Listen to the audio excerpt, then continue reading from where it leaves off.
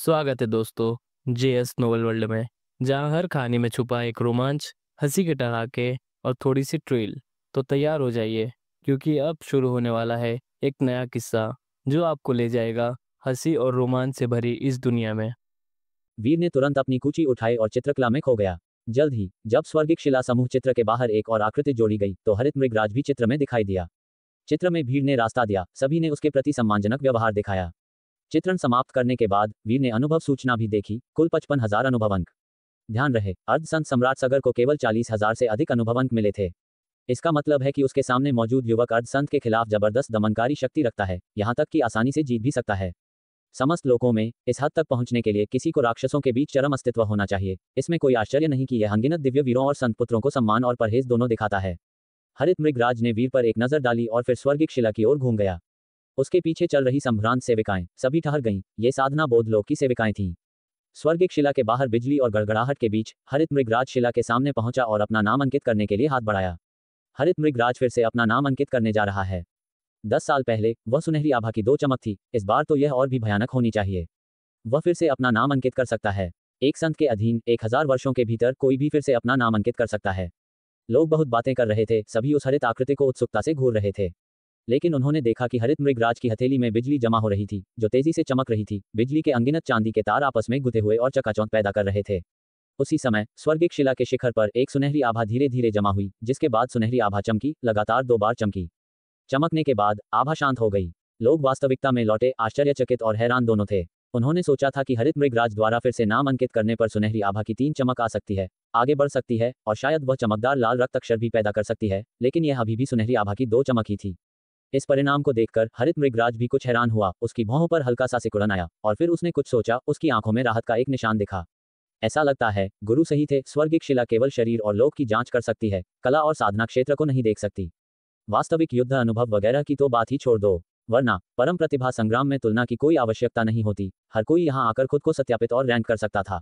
इन 10 वर्षों में उसकी कला और शुद्ध हो गई है, साधना क्षेत्र और गहरा हो गया है, और भले ही चरम लोक नहीं बढ़ा हो, कई निश्चित क्षेत्रों में घूमने से उसकी युद्ध शक्ति में काफी वृद्धि हुई है। ये देखकर कि स्वर्गिक शिला इसकी पुष्टि नहीं कर सकती, उसने हल्का सा सिर हिलाया, फिर मुड़ा और भीड़ की ओर वापस उड़ गया।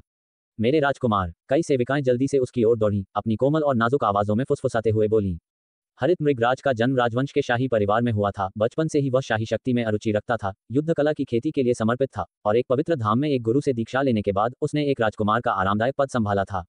हालांकि वह एक राजकुमार है, लेकिन जब राजवंश के भीतर सम्राट भाई उसे देखते हैं तो उन्हें डर से कांपना पड़ता है, अत्यधिक शिष्टाचार दिखाना पड़ता है।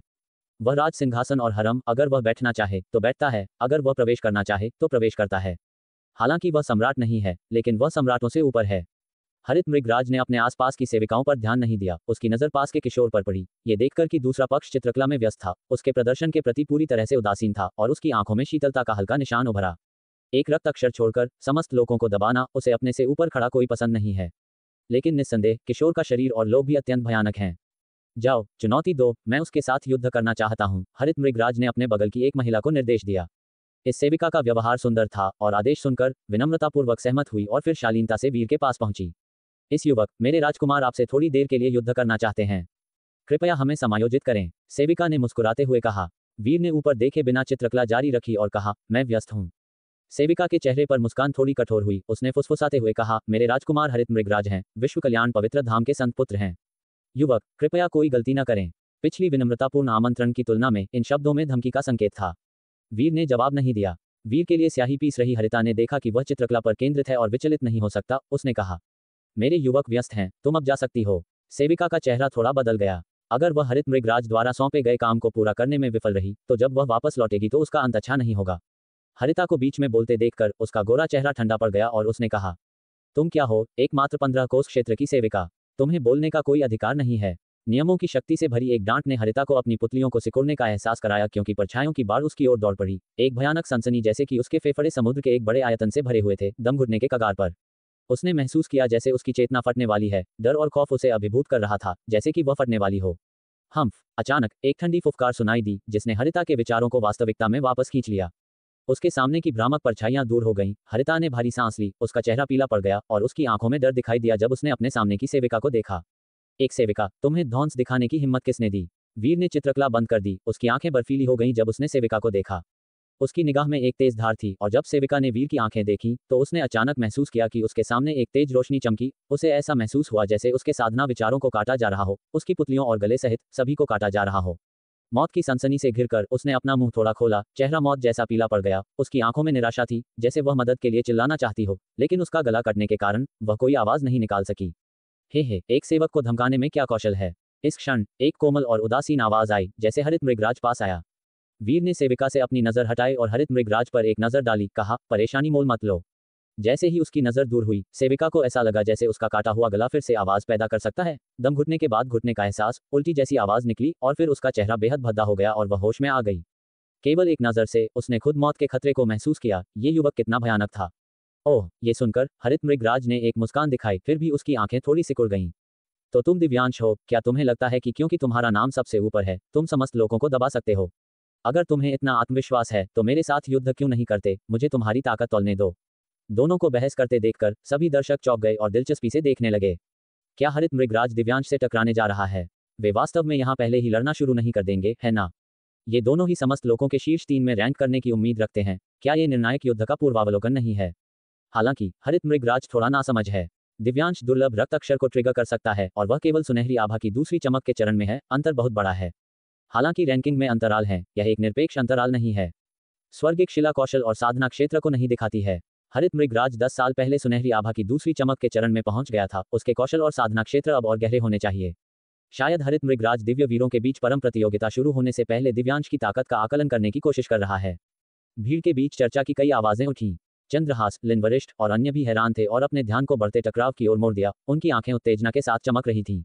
वे हरित मृगराज को नहीं जानते थे और हालांकि वे वीर से परिचित नहीं थे, आखिरकार वीर नीलांचल क्षेत्र से आया था और गहराई से वे कुछ हद तक उम्मीद करते थे कि वीर जीतेगा।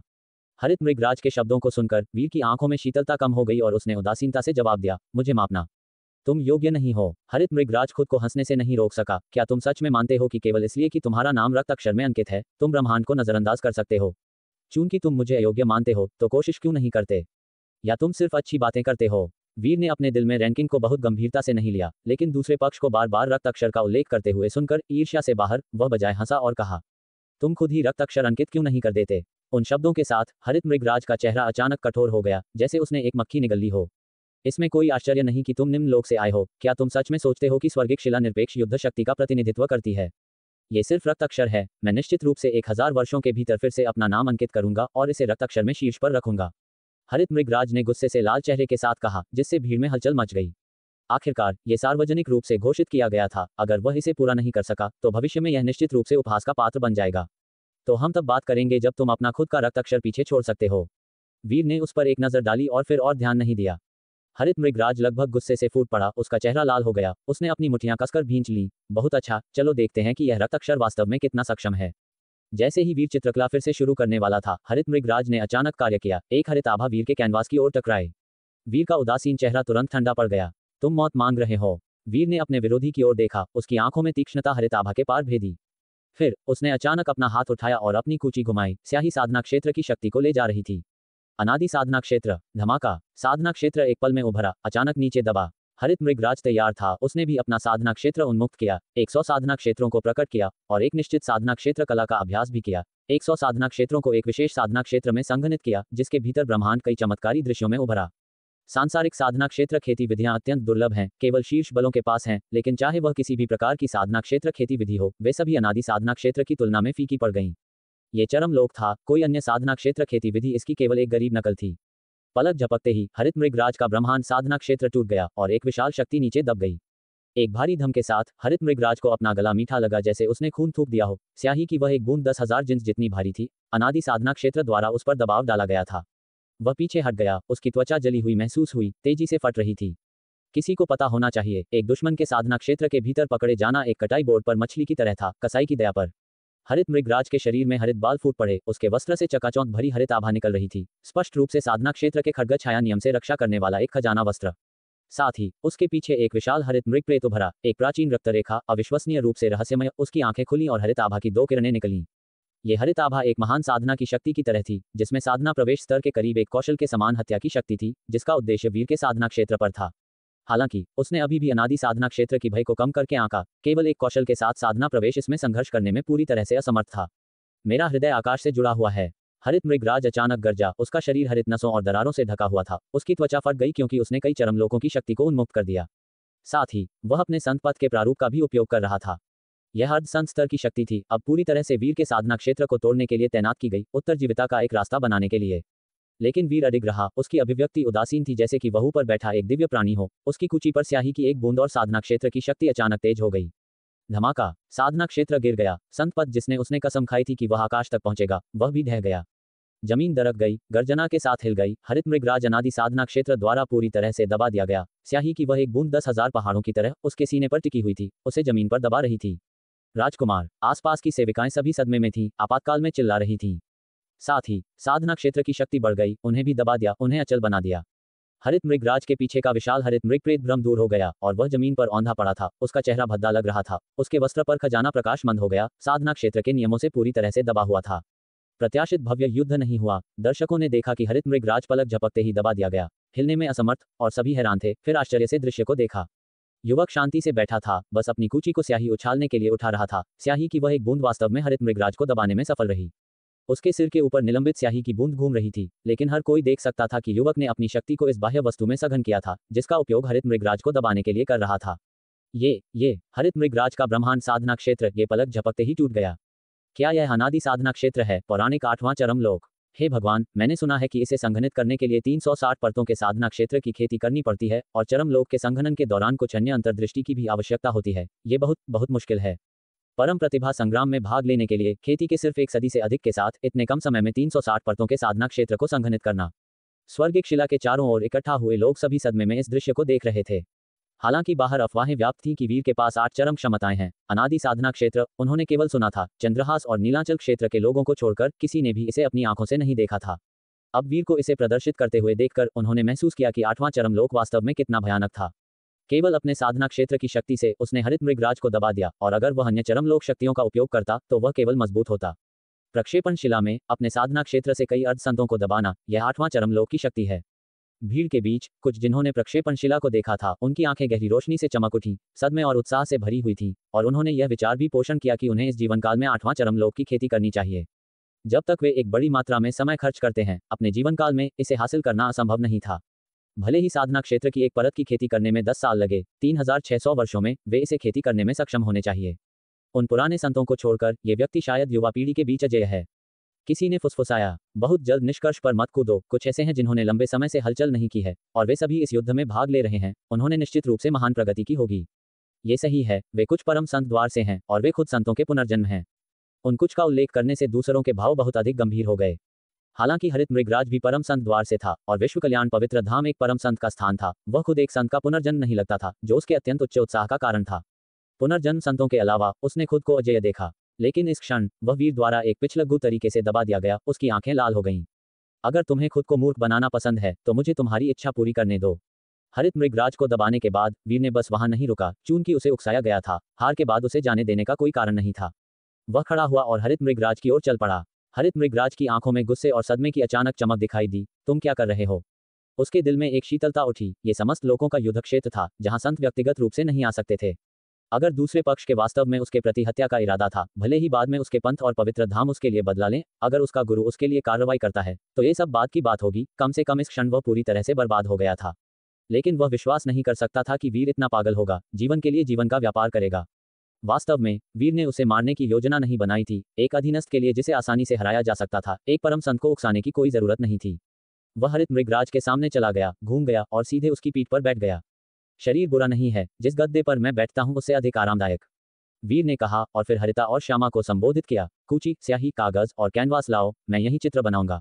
वीर के शब्दों को सुनकर हर कोई भूत जैसी आश्चर्य से उसकी ओर देखने लगा। हरित मृगराज को कुर्सी के रूप में उपयोग करना, सीधे उस पर बैठना। हरित मृगराज क्रोध से लगभग पागल हो गया था, गरज रहा था, इस तरह मेरा अपमान करके क्या तुम मौत मांग रहे हो? मैं तुम्हारे साथ आसमान साझा नहीं करूंगा। शांत हो जाओ, उसे थप्पड़ मारो, वीर ने उदासीनता से कहा। हवा चाबुक में सघन होती दिख रही थी। अचानक हरित मृगराज के चेहरे पर कोड़े बरसाती हुई। वह विलाप करने लगा और भी उन्मादी हो गया। अपने जीवन में उसने कभी ऐसी अपमान नहीं सहा था, यहाँ तक कि उसका सम्राट भाई, जो सिंहासन पर आरूढ़ हुआ और राजवंश का नियंत्रण संभाला, उसे भी उसके सामने विनम्र और शिष्ट होना पड़ता था।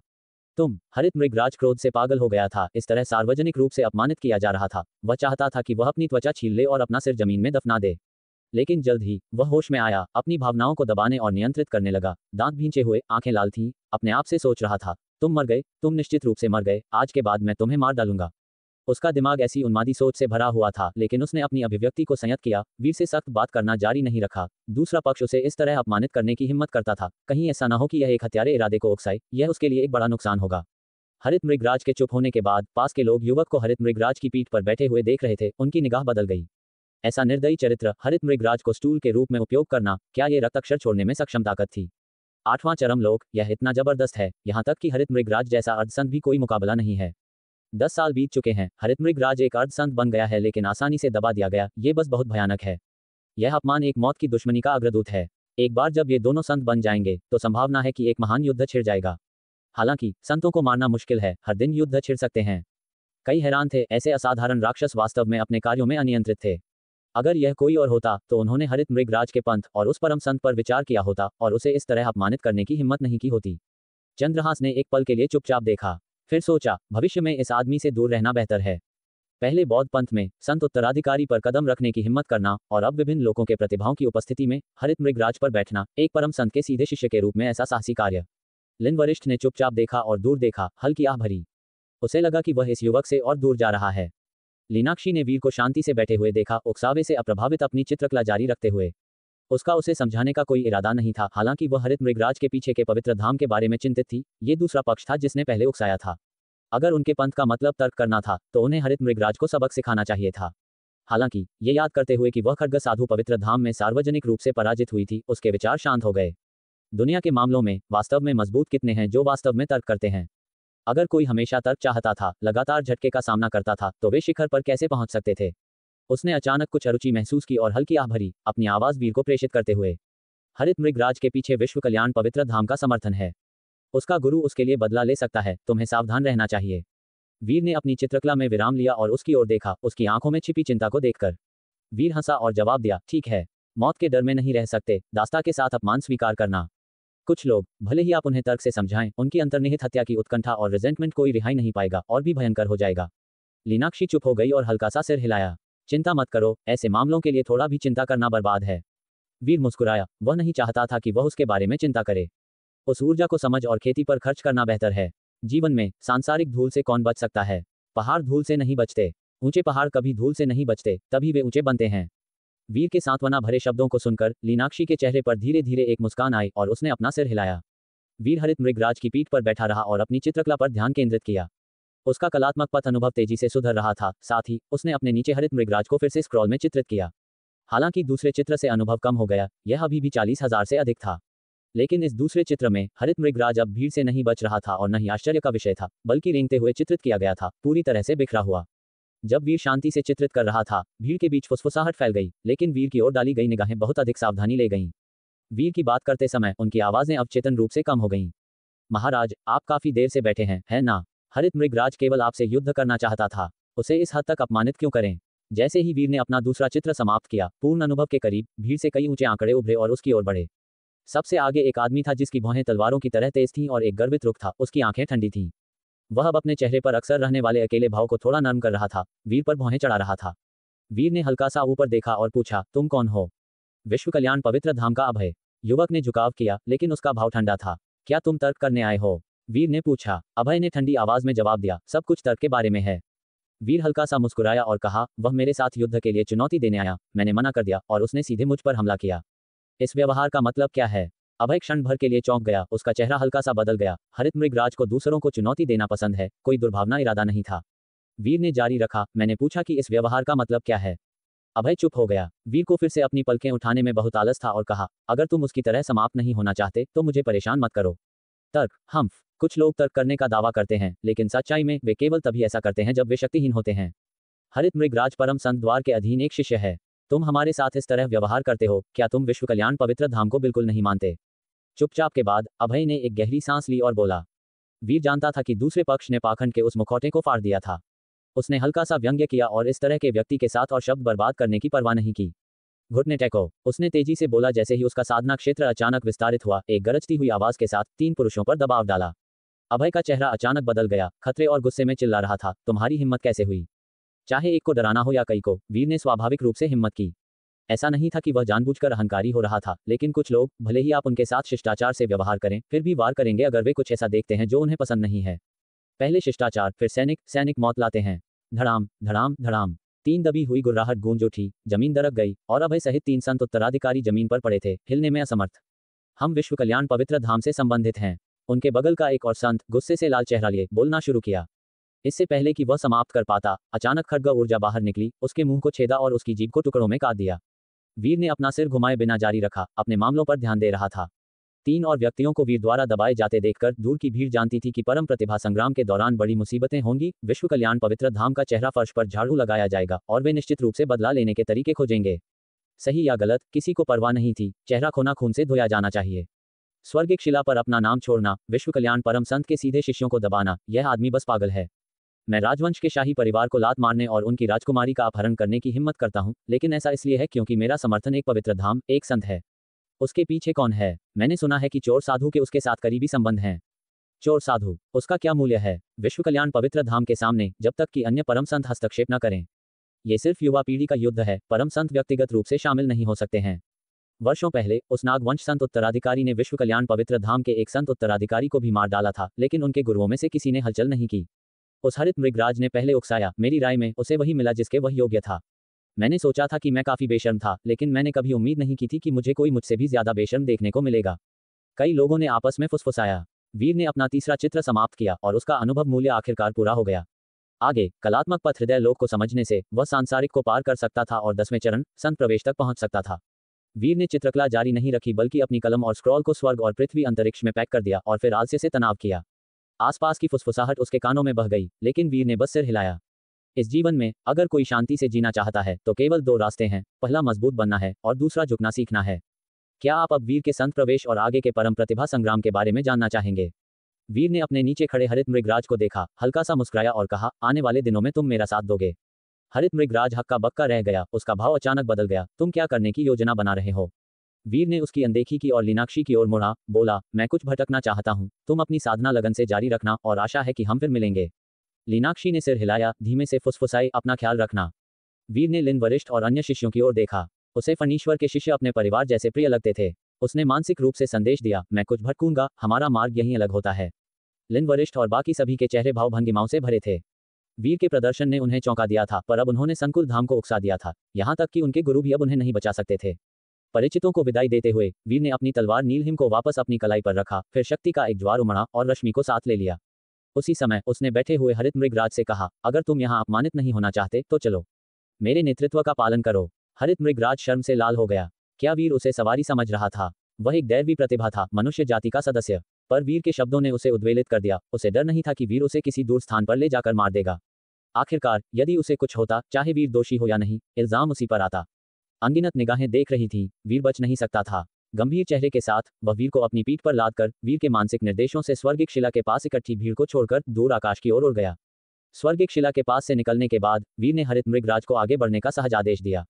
उसका कोई विशिष्ट उद्देश्य नहीं था, वह बस घूमना चाहता था। इस अखिल भुवन युद्ध क्षेत्र से वह अपरिचित था।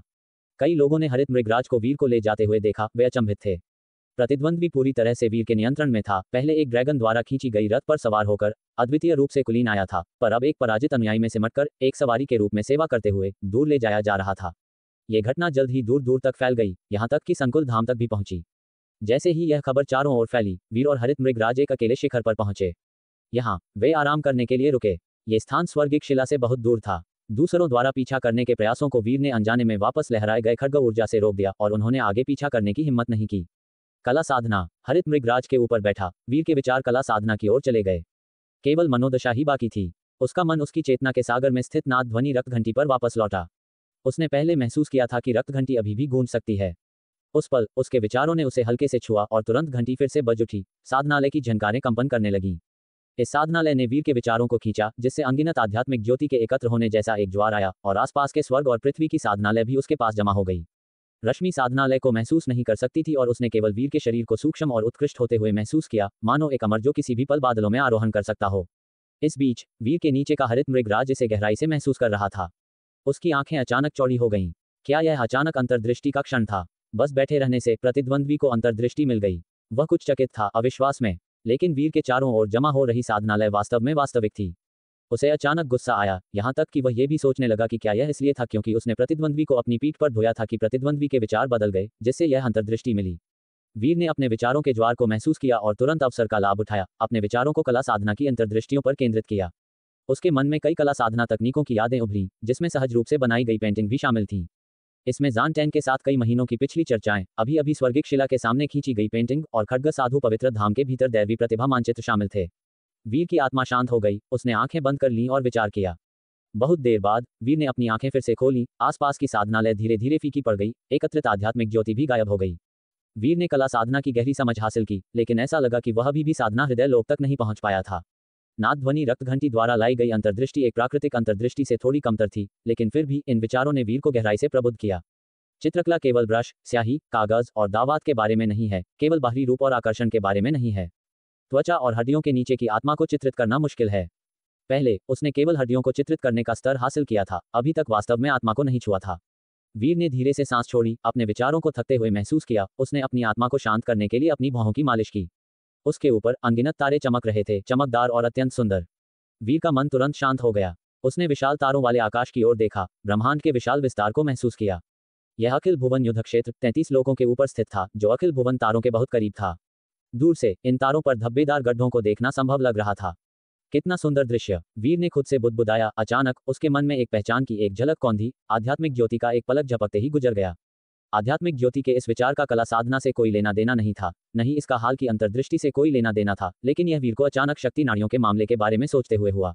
पहले शरीर के बाहर शक्ति नाड़ियों को संघनित करने से भारी खपत होती थी और वे लड़ाई में आसानी से कट जाती थी, जिससे पहले के सभी प्रयास व्यर्थ हो जाते थे। शक्ति नाड़ियां जड़हीन जलकुंभी की तरह हैं, शरीर के बाहर भटकती हैं, लेकिन क्या होगा यदि इन शक्ति नाड़ियों के लिए एक आधार पाया जा सके? वीर ने अखिल भुवन के तारकीय प्रकाश की ओर देखा। कोई फर्क नहीं पड़ता कि वह कैसे चलता है, तारकीय प्रकाश उसके शरीर पर समान रूप से गिरता है, जब तक कि वह इसे ढकने के लिए कुछ न खोज ले। यदि शक्ति नाड़ियां इस अखिल भुवन तारकीय प्रकाश की तरह हो सकती हैं, जो स्वयं पर प्रतिबिंबित होती हैं और एक दूसरे से जुड़ती हैं। वीर की आंखें झिलमिला उठी, वह खुद से बुदबुदाया। उसका विचार कुछ भयानक था और उसने स्पष्ट रूप से यह विचार बनाया, यदि शक्ति नाड़ियां अखिल भुवन के तारों को प्रतिबिंबित कर सकती हैं, शक्ति नाड़ियों को अनगिनत तारों से जोड़कर शायद वह एक आधार पा सकता है। यदि शक्ति नाड़ियां प्रकाश की तरह हों, आकाश में प्रतिबिंबित हों, तो ये किस प्रकार की शक्ति लाएगा? जितना अधिक वीर ने इसके बारे में सोचा, उसकी आंखें उतनी ही अधिक चमकदार हो गईं। हालांकि यह अविश्वसनीय लग रहा था, सीमाओं को तोड़ने के लिए मानदंडों को पार करने की आवश्यकता थी। उसने अपने मन को शांत किया और सावधानी से अपने ऊपर के तारों को महसूस किया। लेकिन ये तारे बहुत दूर थे और हालांकि उसकी बोध शक्ति और दिव्य गमन दोनों चरम लोक तक पहुंच चुके थे, वह अभी भी तारों तक नहीं पहुंच सका। छू, आदि आत्मा वीर के सिर के ऊपर से उड़ गई, ऊंचे आकाश की ओर भाग रही थी। हालांकि दिव्य आत्मा की सीमाएं होती हैं और यदि वह सीमा पार कर जाती है और मूल शरीर से संपर्क खो देती है, तो वह एक अकेली आत्मा बन जाती है, जो भले ही शरीर से फिर से जुड़ जाए, फिर भी गंभीर ऊर्जा क्षति होती है। हालांकि आदि आत्मा अलग है, ये भीषण सूर्यों की जलन को सहन कर सकती है, भौतिक शरीर को स्थायी रूप से छोड़कर। इस पल आदि आत्मा सीधे ऊपर के एक तारे की ओर उड़ गई। जैसे ही वह करीब आया, वीर ने तुरंत तारकीय प्रकाश में एक प्रवेश शक्ति महसूस की। यदि दिव्य आत्मा का आदि आत्मा में परिवर्तन नहीं हुआ होता, तो भीषण सूर्यों के हमलों से प्रतिरक्षित होता। इस तारे से अभी जो मर्मज्ञ प्रकाश आ रहा था, वह उसकी आदि आत्मा को नुकसान पहुंचा सकता था। लेकिन अब तारे से आने वाला प्रकाश इसके बजाय आदि आत्मा द्वारा अवशोषित ऊर्जा बन गया, जो ऊंचाई पर चढ़ता रहा। जब तक वह तारा एक चांदी की थाली जितना बड़ा, धीरे धीरे आदि आत्मा के दृष्टि क्षेत्र को भर नहीं देता, अत्यंत विशाल, और फिर वह रुक गया। आदि आत्मा को रुकना पड़ा, क्योंकि आगे एक बाधा रास्ते को रोक रही थी। यह बाधा मोटी थी, जैसे एक सर्व साधना की दीवार, छोटे लोगों की बाधाओं की तुलना में कहीं अधिक मजबूत। वीर हक्का बक्का रह गया, अस्पष्ट रूप से कुछ किंवदंतियों को याद करते हुए, ये हो सकता है व्योम पर्दा, और वह तारा व्योम पर्दे के पीछे अप्राप्य। वीर ने आदि आत्मा का हेरफेर किया, व्योम पर्दे को तोड़ने की कोशिश कर रहा था। आदि आत्मा ने शक्ति एकत्र की, एक तलवार में संघनित हुई और व्योम पर्दे पर जोर से वार किया, एक दरार बनाने की कोशिश कर रहा था। लेकिन तलवार की रोशनी शानदार थी, व्योम पर्दे पर लगते ही ये धूल के कण की तरह बिखर गई। वीर का दिल कांप उठा, ये व्योम पर्दा न केवल ठोस था, बल्कि इसमें किसी प्रकार की शक्ति भी थी जो नियमों को निष्प्रभावी कर सकती थी और महान साधना को भंग कर सकती थी। अवज्ञापूर्वक उसने मैं ही खड्ग साधना का प्रयोग किया और फिर से वार किया।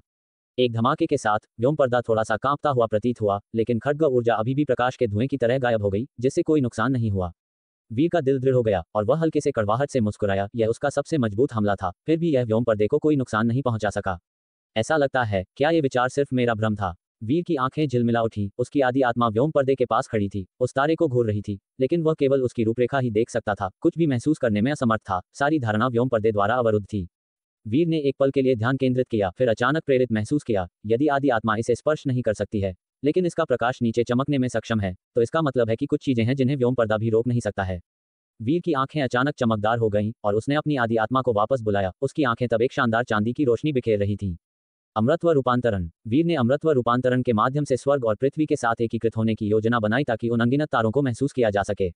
जैसे ही चांदी की रोशनी विकीर्ण हुई, उसके काले बालों का पूरा सिर चमकीली चांदी में बदल गया। उसके शरीर से एक प्राचीन आभा निकल रही थी जो एक निर्वासित अमर के समान थी।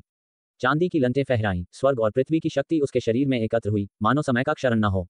हरित मृगराज ने अपनी पीठ पर अचानक उमड़ते आवेग को महसूस किया। वेशपूर्ण और हत्यारे विचारों से भरा हुआ, चौंका गया, और जब उसकी धारणा ने इसे ढंक लिया तो उसने वीर के शरीर की असंगति को देखा और हैरान हुए बिना नहीं रह सका। इस पल इस शक्ति ने स्वर्ग की जबरदस्त शक्ति को आकर्षित किया, एक शरीर पर थोपा गया, यहाँ तक कि पिछले सनातन साधना क्षेत्र से भी कम नहीं था। यदि यह शक्ति फिर से सनातन साधना क्षेत्र को तैनात करती तो यह निस्संदेह और भी अधिक भयानक होगी। उसने पहले अपनी पूरी ताकत का इस्तेमाल नहीं किया था। हरित मृगराज का दिल सदमे में था। उसने बचपन से शायद ही कभी हारा हो, अब खुद को संतों के अधीन लगभग अजेय मानता था, लेकिन उसके सामने के युवक ने उसकी धारणा को फिर से ताज़ा कर दिया। जैसे ही स्वर्ग और पृथ्वी की शक्ति खींची गई, पलक झपकते ही वीर अमृतत्व रूपांतरण की पूर्ण स्थिति में प्रवेश कर गया। उसके पूरे शरीर में पहाड़ों और नदियों को नष्ट करने के लिए पर्याप्त भयानक शक्ति समाहित थी, जिसमें उसके फहराते बाल भी शामिल थे, मानो जंगलों में झाड़ू लगाने की शक्ति रखते हों। फिर भी यह शक्तिशाली आभा संयमित थी, क्योंकि वीर ने अपना ध्यान स्वर्ग और पृथ्वी में स्थानांतरित कर दिया। उसकी दृष्टि बदल गई। स्वर्ग और पृथ्वी में कई ऊर्जाओं को कपास के रोए की तरह, बर्फ के टुकड़ों की तरह देखा। उसने ऊपर देखा और ऊपर के अनगिनत तारे देखे। उनका प्रकाश सीधे और शानदार प्रतिच्छेद करते हुए रास्तों की तरह लग रहा था, एक दैवी चमक की तरह सामान्य रूप से चमक रहा था। उसने अपने मन को उच्चतम की ओर प्रक्षेपित किया। इस बार व्योम पर्दे के सामने पहुंचा, महसूस किया कि अब यह उसे दूर नहीं भगाता। उसका मन आसानी से व्योम पर्दे से बाहर गुजर गया। अचानक एक हड्डी को ठंडा करने वाली हवा ने उस पर हमला किया, जैसे समुद्र की ठंडी गहराई उसके मन को समाहित और नष्ट करने की धमकी दे रही थी। वीर का दिल दृढ़ था और उसने जल्दी से अपने मन को वापस ले लिया। व्योम पर्दे से बहुत दूर नहीं भटका। इसके बावजूद वह अभी भी लगातार एक रसातल में गिरने के कगार पर महसूस कर रहा था। लेकिन इस पल वीर ने वास्तव में ऊपर के तारों को देखा, वास्तव में इन तारों के अस्तित्व को महसूस किया। हालांकि जिसने वीर की आंखें अविश्वास में चौड़ी कर दी वह ये था कि ये तारे उसके पिछले जीवन में समझे गए तारे नहीं थे, न ही वे ग्रह थे, बल्कि एक चित्रकला। दरअसल ऊपर के ये आकाशीय तारे एक चांदी की थाली जितने विशाल एक चित्रकला निकले। तारों से भरा एक चित्रित आकाश। इसके भीतर एक भयानक नियम शक्ति समाहित थी, मानो अरबों लौकिक नियमों का एक एकत्रीकरण। ये वास्तविक तारे नहीं थे, बल्कि एक चित्रकला के भीतर के तारे थे जो नियमों द्वारा जादू किए गए थे। वीर चौंक गया, कुछ स्तब्ध। भले ही यह एक अन्य लोक था जहां स्वर्ग और पृथ्वी की संरचना कुछ अलग है, वीर की पिछली जिंदगी से बुनियादी समझ ने उसे बताया कि वास्तविक तारे कभी भी ऐसे नहीं होने चाहिए। नियमों के संघनन द्वारा निर्मित ये संरचनाएं मानव निर्मित प्रतीत होती थीं। क्या हो सकता है कि ये सभी अनगिनत तारे किसी के द्वारा बनाए गए थे? जिसने भी इन तारों को बनाया वे किस प्रकार के अस्तित्व हो सकते थे? वीर कल्पना भी नहीं कर सकता था। वह होश में आने से पहले लंबे समय तक स्तब्ध रहा, फिर उसे एहसास हुआ कि यह वह नहीं था जिस पर उसे इस समय विचार करना चाहिए। नियमों के संघनन द्वारा बनाए गए तारे अब चमक रहे थे, अपनी चमकदार चमक को सीधे आकाश की छतरी के माध्यम से डाल रहे थे, दुनिया को रोशन कर रहे थे। वीर ने उस प्रकाश के भीतर निहित सिद्धांत को घूर कर देखा। नियम महान साधना की तरह तीखे, अपने संकल्प में उग्र। यदि उसकी ऊर्जा चैनल इन तारों के प्रकाश की तरह हो सकते हैं, तो उसे लड़ाई में उनके कट जाने का डर क्यों होगा? अपने विचारों में लीन होकर उसने अपने मन को स्वर्ग और पृथ्वी की शक्ति से लपेट लिया, उस चमक के भीतर के नियमों में डूब गया। तार्कीय सिद्धांत में नहाया हुआ उसने अनगिनत नियमों को आपस में गुथे हुए देखा, व्यवस्थित और क्रमबद्ध, एक ऐसी विधि द्वारा संघनित जिसे वह समझ नहीं सकता था। अकल्पनीय रूप से उत्तम इन नियमों को इस जबरदस्त तार्कीय प्रकाश में परिवर्तित कर रहा था। वीर का मन भीतर भटकता रहा, सावधानीपूर्वक इन नियमों के संचालन का अवलोकन कर रहा था। नश्वर लोक में वापस उसने सुना था कि एक संत पानी की एक बूंद के भीतर, एक फूल की पंखुड़ी के भीतर छिप सकता है, बिना किसी निशान के गायब हो सकता है।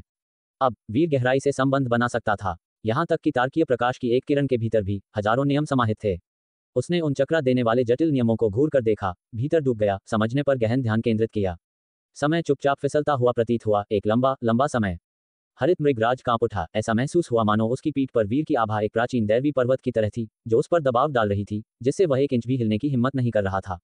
भावनाओं की लहरें उसके दिल में उठी, अंततः शांत हो गईं, केवल जटिलता को छोड़कर। अचानक उसने अपनी पीठ पर वीर के शरीर में एक हल्का कंपन महसूस किया। विशाल उपस्थिति अचानक काफी बढ़ गई थी। उसी समय उसने महसूस किया जैसे उसके सामने सब कुछ प्रकाश से प्रकाशित हो गया था, जैसे ऊपर से एक स्वर्गीय प्रकाश की किरण उसे ढंक रही थी। ये सनसनी, ये कुछ संप्रदायों द्वारा वर्णित दृश्य की तरह थी, संत बनने में अचानक ज्ञानोदय का क्षण। साधना को पकड़ने वाला एक ज्ञानोदय, स्वर्गीय प्रकाश से ढका हुआ, और जमीन से सुनहरे कमल उग रहे थे। हालांकि इस पल कोई सुनहरे कमल नहीं उग रहे थे, स्वर्गीय प्रकाश का प्रकाशन था। क्या उसने फिर से साधना को पकड़ लिया है? हरित मृगराज की आंखें जटिलता से भरी थीं और उसने अपने भीतर ईर्ष्या की एक झलक जागृत होते हुए महसूस की। जब से उसने अपनी साधना में सफलता प्राप्त की थी, उसने कभी ऐसी भावना महसूस नहीं की थी। बचपन से वयस्कता तक ये हमेशा दूसरे होते थे जो उससे ईर्ष्या करते थे, लेकिन अब वह किसी दूसरे से ईर्ष्या कर रहा था। वीर ने अपनी आंखें खोली, उसकी पुतलियों के भीतर तारे छिपे थे। उसने ऊपर देखा और चांदी की थाली के आकार के ऊपर के तारे से निकलने वाले तारकीय प्रकाश को विकीर्ण करने वाले नियमों के भीतर के पैटर्न उसके द्वारा पहचाने गए थे। उस पल एक ऊर्जा चैनल संघनित हुआ, उन नियमों को प्रतिबिंबित करता हुआ। एक पल में ऐसा लगा जैसे तारकीय प्रकाश द्वारा बुलाया गया हो। ऊर्जा चैनल उस तारे से दूर से जुड़ा हुआ था। जब तारा नियम से जुड़ा तो ऊर्जा चैनल, जो शुरू में नर्म और भटकने वाली विलो आस्तीन की तरह दिखता था, अचानक तीखा और सीधा हो गया, मानो स्वर्ग और पृथ्वी के माध्यम से छेदन कर रहा हो। इस ऊर्जा चैनल को बनाए रखने वाली शक्ति वीर के अपने शरीर से ऊपर के तारे पर स्थानांतरित हो गई। उसे इस ऊर्जा चैनल को बनाए रखने के लिए केवल एक छोटा सा अंश चाहिए था, बाकी को उस तारे द्वारा खींचा जाना था। एक विशेष बल क्षेत्र की तरह चैनल को तारकीय प्रकाश के साथ विलय करना, तारे को एक एंकरिंग नींव के रूप में, इसे मौलिक रूप से अटूट बनाना। भले ही कट जाए, इसे प्रकाश की तरह पलक झपकते ही संघनित किया जा सकता था। इसके अलावा जैसे ही ऊर्जा चैनल तारा नियम में विलय हो गया, प्रकाश के भीतर संघनित हो गया, भले ही वह खुद को प्रकट करे, ये सामान्य लोगों के लिए अदृश्य होगा। इस ऊर्जा चैनल के गठन के साथ वीर की आंखों में उत्तेजित आश्चर्य का भाव उभरा। ऊर्जा चैनल के लिए उसकी पिछली अवधारणा वास्तव में काम कर गई थी। तारों को नींव के रूप में उपयोग करने का ऐसा अविश्वसनीय विचार उसके द्वारा साकार किया गया था। हालांकि यह सिर्फ एक ऊर्जा चैनल था, उसका रास्ता पक्का हो गया था। वीर की आंखें जोरदार प्रकाश के साथ फूट पड़ी क्योंकि उसने अनगिनत शानदार तारों को घूर कर देखा। ऐसा महसूस हुआ जैसे वह अनगिनत रत्न देख रहा था। उत्साहजनक। उसने आराम नहीं किया, बल्कि वही तरीका जारी रखा, अपने अमर समान भावना को लपेट कर दूसरे तारे को खोजने के लिए। फिर उसका मन दूसरे तारे के भीतर सिद्धांत को समझने के लिए आकाश की छतरी के माध्यम से भटक गया। इस दूसरे तारे के नियम पिछले वाले के समान थे, जिससे उसे तेजी से समझने की अनुमति मिली। जल्द ही एक दूसरा ऊर्जा चैनल भी संघनित हो गया और तारकीय प्रकाश में प्रवेश कर गया। दूसरे ऊर्जा चैनल के संघनन के साथ उसके शरीर के भीतर की आभा और भी अधिक ठोस हो गई। वीर ने संघनित करना और परिष्कृत करना जारी रखा। एक तीसरा, एक चौथा, अधिक से अधिक ऊर्जा चैनल उभरे, तारों से जुड़ते रहे। वीर को यह भी एहसास हुआ कि अंतिम लोक की खेती चरम लोक की तुलना में सैकड़ों और हजारों गुना कठिन थी। चरम लोक बस एक तकनीक को उसकी सीमा तक खेती करने के बारे में था, जबकि अंतिम लोक को एक लोक को उसके अंतिम रूप में लाने के लिए महान ज्ञान की आवश्यकता थी। मैंने कभी नहीं सोचा था कि दूसरे अंतिम लोक का मार्ग ऐसा होगा। वीर ने खुद से बुदबुदाया, एक बार फिर यह महसूस करते हुए कि प्रत्येक चरम लोक आपस में जुड़ा हुआ है और अंतिम लोक की खेती को भी प्रभावित कर सकता है। अमृत व रूपांतरण के बिना, भले ही उसने ऊर्जा चैनल के मार्ग के बारे में सोचा होता, वह अंततः हार मान लेता। आखिरकार आकाश की छतरी अभेद्य थी और तारों के नियमों को महसूस नहीं किया जा सकता था। केवल अमृत व रूपांतरण की स्थिति में प्रवेश करके, स्वर्ग और पृथ्वी के साथ विलय करके ही वह आकाश की छतरी से गुजर सकता था। छठे चरम लोक के बिना वह दूसरे अंतिम लोक की खेती नहीं कर पाएगा। समय उड़ गया। वीर ध्यान कर रहा था और खेती कर रहा था। पहाड़ की चोटी पर आलती पालथी मारकर बैठा था। पलक झपकते ही 3 महीने बीत गए। पहले शक्ति बल मेरिडियन को संघनित करने में वीर को 5 दिन लगे, लेकिन जैसे जैसे उसने जारी रखा, तारा नियम को समझते हुए प्रक्रिया काफी समान हो गई और उसकी गति में काफी सुधार हुआ। प्रत्येक मेरिडियन को संघनित करने में केवल 2 से 3 घंटे लगते थे। फिर भी 3 महीनों के बाद वीर ने कुल 368 शक्ति बल मेरिडियन को संघनित कर लिया था। 368 तारों के अनुरूप उसके द्वारा समझे गए पहले तारे सहित वीर ने पाया कि अन्य तारे भी खींचे गए थे, केवल संघनित नियम गोलाकार नहीं। ये 2 तारे, सूर्य और चंद्रमा, 2 महान शक्ति बल मेरिडियन में संघनित हो सकते हैं। वीर ने आकाश में एक साथ लटके सूर्य और चंद्रमा की ओर देखा, जहां सूर्य और चंद्रमा पर नियम बारी बारी से, एक उज्ज्वल, एक अंधेरा, चक्रीय उत्तराधिकार में थे। वीर रुका नहीं, उसने समझना जारी रखा। अमृत व रूपांतरण तक पहुंचने पर जब उसकी चेतना आकाश की छतरी से परे भीषण धूप को छूती थी, तो वीर को अचानक ऐसा महसूस हुआ जैसे वह झुलस रहा हो। सौभाग्य से उसने पहले ही अपनी आदि आत्मा को संघनित कर लिया था, जिसने भीषण धूप से क्षरण को कम कर दिया, जबकि उसने भीषण धूप को समझा। वीर ने पाया कि यह भीषण धूप चित्रित नहीं थी, बल्कि एक गोलाकार पिंड था, गोल और अग्नि लाल, दिव्य सूर्य से जल रहा था, वास्तविक सूर्य जैसा दिखता था।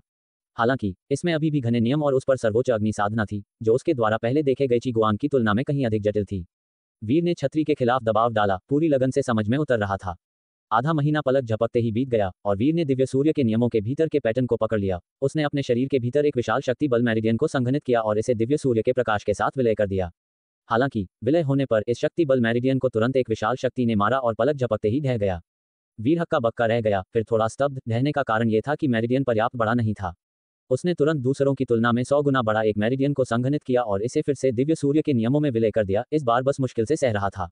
जैसे ही दिव्य सूर्य की तीव्र शक्ति उसके शरीर में प्रवाहित हुई, वीर ने एक जोरदार आभा विकीर्ण की, जैसे कि उसका शरीर एक धधकता हुआ भट्टी था और जटिल अग्नि साधना नियम उसके शक्ति बल मेरिडियन में प्रवेश करते हुए प्रतीत हुए। उसकी आंतरिक शक्ति में अब एक शुद्ध और स्थायी लौ समाहित थी, जो कभी बुझ नहीं सकती थी। दिव्य सूर्य की समझ पूरी करने के बाद वीर ने अपना ध्यान उज्ज्वल चंद्रमा की ओर मोड़ दिया। ये चंद्रमा भी एक विशाल गोला था, जो एक ठंडी और शांत रोशनी उत्सर्जित करता था। वीर ने अपना दिल केंद्रित किया और समझा। 10 दिन से अधिक बीत गए और एक और परम चंद्र शक्ति बल मेरिडियन का गठन हुआ। अब तक लगभग 4 महीने बीत चुके थे। वीर ने अपने शरीर के भीतर 370 शक्ति बल मेरिडियन को संघनित कर लिया था, जिसमें दिव्य सूर्य और परम चंद्र के 2 महान मेरिडियन शामिल थे। वीर जानता था कि यह अंत नहीं था, वह और संघनित कर सकता था और मजबूत बन सकता था, लेकिन इसके लिए समय की आवश्यकता थी। वीर ने अपने बगल में रश्मि से पूछा कि वह कितनी देर से खेती कर रहा है। 4 महीनों में रश्मि ने वीर को अभूतपूर्व दृश्यों में डूबे हुए देखा था, मानो समझ की तपस्या में। कोई अन्य हलचल नहीं कर रहा था, लेकिन समय समय पर भयानक रूप से दुर्जय आभा उत्सर्जित कर रहा था, उसके दिल में डर पैदा कर रहा था। अब वीर को पूछताछ करते हुए देखकर उसने तुरंत जवाब दिया। वीर की खेती के दौरान वह उसके लिए समय का ट्रैक रख रही थी। इस अवधि के दौरान वीर कभी कभार स्वर्ग और पृथ्वी अंतरिक्ष से कुछ सामग्री निकालता था और रश्मि को खुद संभालने के लिए देता था, उसे भूखा नहीं रहने देता था। आखिरकार 15 कोस क्षेत्र में कोई अनिश्चित काल तक उपवास नहीं कर सकता है। रश्मि द्वारा दिए गए समय को सुनकर, जो उसके अपने अनुमान के करीब था, वीर ने सिर हिलाया और ऊपर के अनगिनत तारों को देखा। अगर वह अखिल भुवन युद्ध क्षेत्र में नहीं आया होता और इतनी ऊंचाई से इन सुंदर तारों को नहीं घूरता, तो वह इस विचार को गर्भित नहीं कर पाता। अनगिनत तारे आकाश को सजाते थे और वीर को नहीं पता था कि क्या उसके शक्ति बल मेरिडियन भी अनगिनत हो सकते हैं। लेकिन अब तक उसने कोई अवरोध महसूस नहीं किया, अंत का कोई स्पर्श नहीं। दूसरा चरम स्वर्ग और पृथ्वी नाड़ी स्वर्ग और पृथ्वी की शक्ति को खींचता है, चरम लोक में कई लोगों के लिए नींव बनाता है, ये दूसरा अंतिम लोक शायद अलग नहीं है। वीर की आंखें चमक उठी। एक कहावत है कि चालाक महिला भी चावल के बिना खाना नहीं बना सकती। पर्याप्त शक्ति के बिना चरम और अंतिम जैसे लोक केवल काल्पनिक विचार हैं। परम प्रतिभा संग्राम से पहले लगभग 1 महीना बचा था और अपने भीतर उमड़ती शक्ति को महसूस करते हुए वीर को यकीन नहीं था कि उसके पास संत के साथ प्रतिस्पर्धा करने की क्षमता है या नहीं। हालांकि वह जानता था कि अकेले शक्ति के साथ वह अभी भी कुछ कमी हो सकता है, जब तक कि दूसरे अंतिम लोक के मार्ग को पूर्णता के लिए खेती न किया जाए। लेकिन शक्ति बल मेरिडियन को संघनित करने में समय लगता था और शेष 1 महीने में वीर अन्य तरीकों को आजमाना चाहता था। उसने पहले ही संत मार्ग के उद्भव का अनुभव कर लिया था। अर्ध संत स्तर में आधा पैर स्थापित करना। पहले बौद्ध पवित्र धाम में बुद्ध पूज्य के साथ बहस ने उसके दिल में गहराई से एक बीज बोया था। लेकिन वीर को लगा कि यह बीज कई रास्तों में अंकुरित हो सकता है, जैसे सर्वजन खड्ग। यह मार्ग खड्ग संत का मार्ग है। उसकी सभी प्राणियों के बीच अपनी प्राथमिकताएं हैं, उनके उच्च और निम्न के अंतर को देखता है और उन सभी की सराहना करता है। ये सर्वजन खड्ग का नवजात रूप है। हालांकि वीर सर्वजन खड्ग का पालन करने के लिए अनिच्छुक था, हालांकि उसके दिल के करीब यह उसके सच्चे इरादे की सतह को बस छूता था। वीर की आंखें झिलमिला उठीं। केवल संत मार्ग के नवजात रूप को ठोस करके ही वह संतों के साथ प्रतिस्पर्धा करने के लिए योग्य हो सकता था, अन्यथा वह मेज पर एक सीट के लिए भी योग्य नहीं होगा। आखिरकार संत मार्ग के साथ एक संत आसानी से उसके असंख्य नियमों को नष्ट कर सकता था। कहावत एक उत्कृष्ट चाल हावी होती है, सच है, संत मार्ग स्वर्ग को छेदन करता है। एक बार जब संत मार्ग प्रकट हो जाता है तो यह आत्मा को हिला सकता है और किसी के साधना को ढहा सकता है। साधना समझ लोक आखिर केवल स्वर्ग और पृथ्वी की साधना में झांकने के बारे में है और एक व्यक्तिगत साधना की कमी है। दूसरे की व्यक्तिगत साधना का सामना करते हुए रक्षा के लिए स्वर्ग और पृथ्वी की उधार ली गई साधना का उपयोग करके कोई भी आसानी से टूट सकता है। वीर के विचार दौड़ गए। संत मार्ग के नवजात रूप को समझना भी संयोग पर निर्भर करता था और रातों रात हासिल नहीं किया जा सकता था। प्रणाली उसकी सहायता नहीं कर सकती थी, उसे खुद पर भरोसा करना पड़ा। हालांकि संत मार्ग के नवजात रूप में उतरने से पहले एक अवसर था जिसमें प्रणाली उसकी मदद कर सकती थी, यहां तक कि उसकी बहुत मदद भी कर सकती थी। क्या आप वीर की इस आगे की यात्रा और उस एक अवसर के बारे में जानना चाहेंगे जिसमें प्रणाली सिस्टम उसकी मदद कर सकती है? वीर ने अपनी अमर रूपांतरण अवस्था से अपना तेज समेटा। चांदी जैसे बाल धीरे धीरे गिरे और काले हो गए। दुनिया का सार समेटे प्राचीन आभा भी पीछे हट गई। वीर की आंखें खुलीं, उनमें दूर के तारों का विशाल आकाश झलका, इतना गहरा कि सीधे देखना असहनीय था। तुम जा सकते हो, वीर ने हरित मृगराज से कहा, जो 4 माह से बैठा था। इतने लंबे समय तक लेटे रहने के कारण हरित मृगराज का शरीर सुन्न हो गया था। जैसे ही उसकी पीठ पर शक्तिशाली तेज ज्वार की तरह कम हुआ, उसने तुरंत खड़े होने के लिए उछाल मारी। अचानक खड़े होने से उसकी पीठ लगभग खिंच गई और पूरे शरीर में दर्द महसूस हुआ। तुम मुझे जाने दे रहे हो? हरित मृगराज ने आश्चर्य से वीर को देखा। उसे उम्मीद नहीं थी कि इतने कठोर अपराध के बाद भी वीर उसे जाने देगा। क्या तुम अनिच्छुक हो? वीर ने पलटकर पूछा। हरित मृगराज का मुंह सिकुड़ा। उसने ठंडे भाव से कहा, आज तुम मुझे जाने दे रहे हो, पर मैं इस हिसाब को चुकता करूंगा। जैसी तुम्हारी इच्छा, वीर ने उदासीनता से कहा। हरित मृगराज ने गहरी सांस ली, क्षण भर वीर को घूरा और विनाश की ओर क्षणिक गमन का उपयोग करके पर्वत शिखर से तुरंत गायब हो गया। चलो, अब हमें भी वापस लौटना चाहिए। वीर ने हांगे को देखा। आप ये कैसी बातें कर रहे हैं स्वामी, आपके साथ होना मेरा सौभाग्य है, हांगे ने तुरंत उत्तर दिया। वीर ने फणीश्वर और अन्य लोगों के संदेश निकाले और उन्हें सूचित किया। उन्हें खबर मिली कि वे पहले ही चोरी स्वर्ग पवित्र धाम लौट चुके हैं। वीर हांगे को लेकर लौट चला। स्वर्गिक स्तंभ के पास भीड़ अब कम थी, केवल कुछ ही लोग मौजूद थे। जाहिर है, महीने बीत चुके थे और पिछली हलचल फीकी पड़ गई थी। स्वर्गिक स्तंभ पर शीर्ष के 2 लाल अक्षर देखकर वीर मुस्कुराया। इस यात्रा ने उसे अपार लाभ पहुंचाया था। रास्ते में कुछ शून्य दानव दिखे, जो वीर को देखकर दूर से ही बचकर निकल गए। लेह घाटी पहुंचकर वीर ने फणीश्वर को संदेश भेजा। शीघ्र ही शून्य में एक दरार दिखाई दी। वीर हांगे के साथ उसमें कदम रखकर चोरी स्वर्ग पवित्र धाम लौट आया। आखिर तुम लौट ही आए, मुझे लगने लगा था कि तुम मिश्रलोक पवित्र धाम के कारण परम प्रतिभा संग्राम तक रुकोगे। वीर को देखकर फणीश्वर ने राहत की सांस ली। वीर ने पूछा, क्या मिश्रलोक पवित्र धाम ने आपको परेशान किया? हमें परेशानी की चिंता नहीं है, अगर ऐसा हुआ तो मैं बस पवित्र धाम से बाहर नहीं निकलूंगा, फणीश्वर ने हल्के से हंसते हुए कहा। अचानक उन्होंने वीर को देखा। हरित मृगराज का क्या हुआ? तुमने सच में उसे मारा तो नहीं? नहीं, मैंने उसे जाने दिया। वीर ने कहा। फणीश्वर ने राहत की सांस ली। मैंने सुना कि तुमने स्वर्गिक स्तंभ पर अपनी छाप छोड़ी। तुम हमेशा इतना हंगामा क्यों करते हो? फणीश्वर के चेहरे पर एक शानदार मुस्कान आ गई। क्या तुम इन बीते महीनों में शून्य दानवों का शिकार कर रहे थे? फणीश्वर ने पूछा। नहीं, मुझे कुछ ज्ञान प्राप्त हुआ था और मैं वहीं एकांत साधना में था। वीर ने कहा। फणीश्वर ने कहा, अब लगभग 1 महीना बचा है और बौद्ध पंथ तथा शून्य संत निश्चित रूप से कार्रवाई करेंगे। मैं तुम्हारी सुरक्षा के लिए अग्निशिखा संत को भी आमंत्रित करने की योजना बना रहा हूँ। अग्निशिखा संत? वीर ने आश्चर्य से फणीश्वर को देखा। क्या आप उनकी शत्रुता नहीं रखते? शत्रुता? फणीश्वर असमंजस में थे। ये सच है कि हम असहमत हैं, पर शत्रु नहीं हैं। मैंने इस बार एक समझौता किया है, किसी भी स्थिति में मैं उनकी मदद के लिए कहूंगा। वीर ने फणीश्वर से कहा, मुझे आपसे एक और बात के लिए कष्ट देना होगा। मेरे साथ औपचारिक मत बनो, बस साफ साफ कहो। फणीश्वर ने चिढ़कर कहा। वीर ने कहा, मैं चांदनी शिखर जाना चाहता हूँ। चांदनी शिखर? फणीश्वर चौंक गए, फिर मुस्कुराए। तुम उस जगह को जानते हो, पर एक खड्ग साधक के रूप में तुम्हें वहां अवश्य जाना चाहिए। बौद्ध पंथ और शून्य संत इस कदम का अनुमान लगा सकते हैं।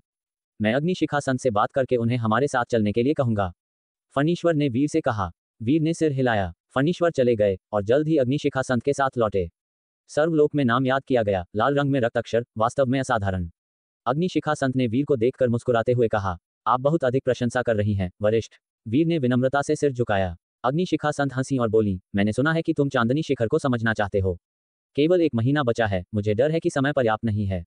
हम कोशिश करेंगे। वैसे भी 1 महीना बचा है तो करने को और कुछ नहीं है। फणीश्वर ने कहा। वीर ने सिर हिलाया। तो फिर जल्दी करें, समय बहुत कम है। अग्निशिखा संत ने उदासीनता से कहा। तीनों तुरंत चोरी स्वर्ग पवित्र धाम से निकलकर रंगश्री लोक के लिए रवाना हो गए। कुछ ही घंटों में वे रंगश्री लोक के चांदनी शिखर के सामने पहुंचे। चांदनी शिखर ऊंचा और प्रभावशाली था, जिसके शीर्ष पर पहुंचने के लिए शुल्क देना आवश्यक था। फणीश्वर ने लापरवाही से दोनों का शुल्क अदा कर दिया। अग्निशिखा संत ने कहा, तुम सचमुच एक चोर हो, हर पैसे बचाते हो। फणीश्वर केवल हंसे। पैसा आता है जहां से वह आता है। ऐसी बाहरी चीजें संचलन के लिए होती हैं। छोटी राशि के लिए झूठ बोलने से परहेज न करो। अग्निशिखा संत ने उदासीनता से कहा। तीनों सीढ़ियां चढ़कर चांदनी शिखर के शीर्ष पर पहुंचे, जहां एक विशाल पत्थर की दीवार थी। ठीक। तो दोस्तों, ये था आज का सफर जेएस नोवेल वर्ल्ड के साथ, जहां हर कहानी में होता है ट्विस्ट और थोड़ी सी मस्ती। अगर आपको मज़ा आया हो तो लाइक, शेयर और सब्सक्राइब करना ना भूलें। मिलते हैं अगले एपिसोड में। तब तक बने रहिए जेएस नोवेल वर्ल्ड के अद्भुत दुनिया के साथ।